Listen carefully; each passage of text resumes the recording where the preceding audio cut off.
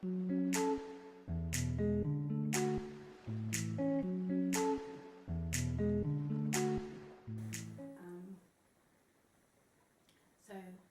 my story and when my self-injury journey began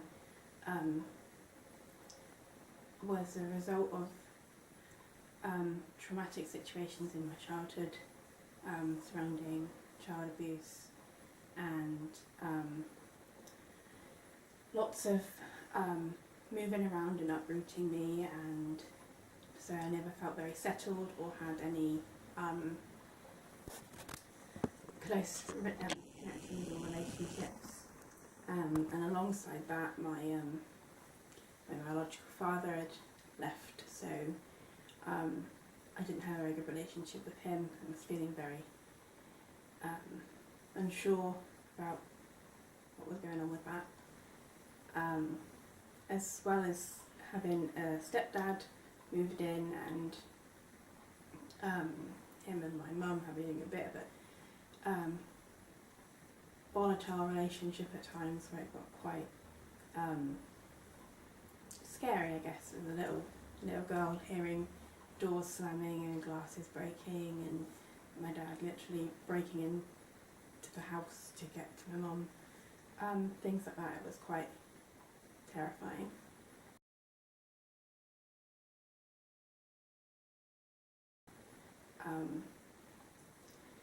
And because I had no friends particularly and no roots, I didn't feel I had anyone I could talk to about it. So I started to internalise the situation and make it that I had to try harder and I had to keep the peace at home.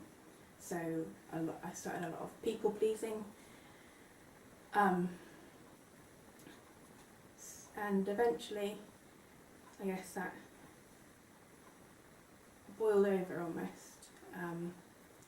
If I was a can of Coke almost, it was, the lid came off and it was kind of exploded everywhere.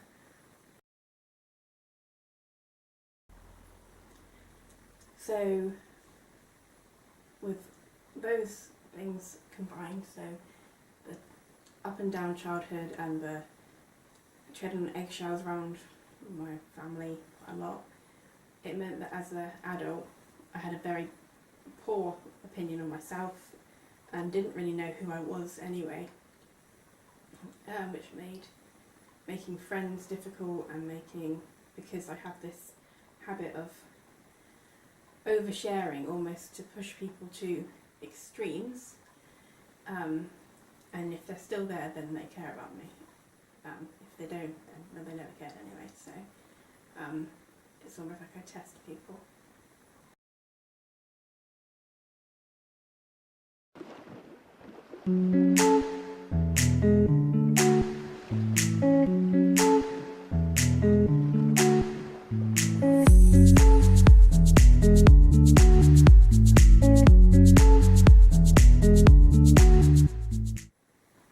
When I was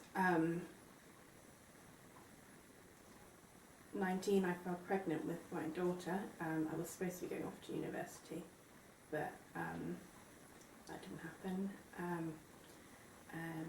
And I was told by pretty much everyone around me that I should have an abortion, and that by having her I'd ruin my life. Particularly my biological father, he was very disappointed in me, and he had no problem with voicing his disappointment in me. But I didn't. I kept her, and I've now got my daughter, and went on to have a son a couple of years later as well, and they are my bean sprouts. They are everything to me. But it was definitely when I had them that I started to struggle a lot with my mental health, and I suffered from postnatal depression after both pregnancies, on top of existing depression, and it's when I started to particularly suffer with suicidal thoughts and self-injury thoughts, and it was at that point that I thought, right, I need to kind of maybe do something about this.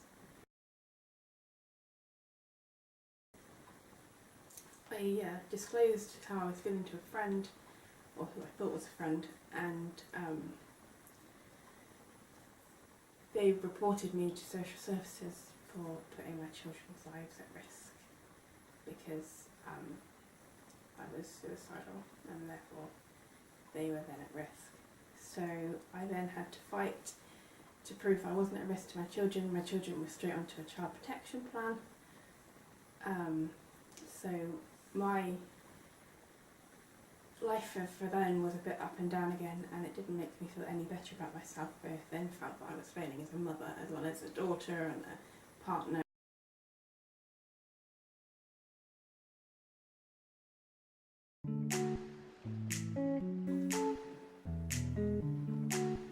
It got to a stage in 2016, so only 3 years ago now, where one night I couldn't take it anymore, and the self-injuring that I was doing wasn't enough. So I was just scratching at myself a lot and pulling my hair out. Nothing that I thought was really that bad. But it was in the March of 2016. I just picked up a knife and took it to my wrists, and that's when my cutting particularly started, and very up and down with it, and at times I was like, oh no, it's fine, and I tried to tell my mum how I was feeling, and I tried to tell my partner how I was feeling, and they both just told me that I was wrong, how dare I do that, and how selfish of me. And so I started to hide it and put this mask on that I was fine and there was no self-injury or anything like that, but actually I was. And it was getting worse, and it was getting to the point where I was taking razors out with me in my pocket or in my handbag, and sometimes going to public toilets and self-harming because I was just getting so anxious where I was. I would take them with me to work and would self-harm before I went into my work, and then when I finished my work. And it almost became this addiction that if I hadn't done it, things were too much and I needed it. It became almost like I needed a fix of self-harming. And I suppose in a way I did become a little bit tunnel vision with it, in that I didn't see the impact it would have been having on other people.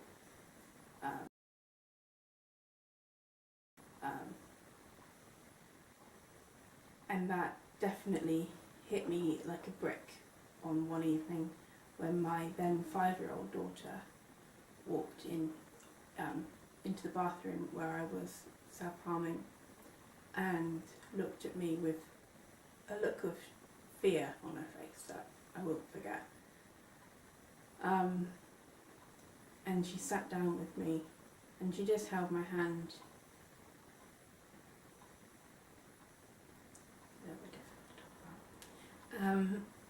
And she told me she was going to look after me and it was going to be okay. And her brother woke up and started crying because he was still only a baby at that point, and she said, I'll go and deal with him. She went and gave him his juice and settled him back down to bed, and then came in with a packet of wet wipes and cleaned my arms up for me and gave me a hug and told me she was going to look after me, which obviously she's 5 at that point, she shouldn't be doing, and it was at that point that I tried to get help, and I did. And after a lot of hard work over the past 3 years, and a lot of work with the Personality Disorder Service and meeting great people like Peter and Gary and all the others that I've been working with, I am actually now clean from self-harm.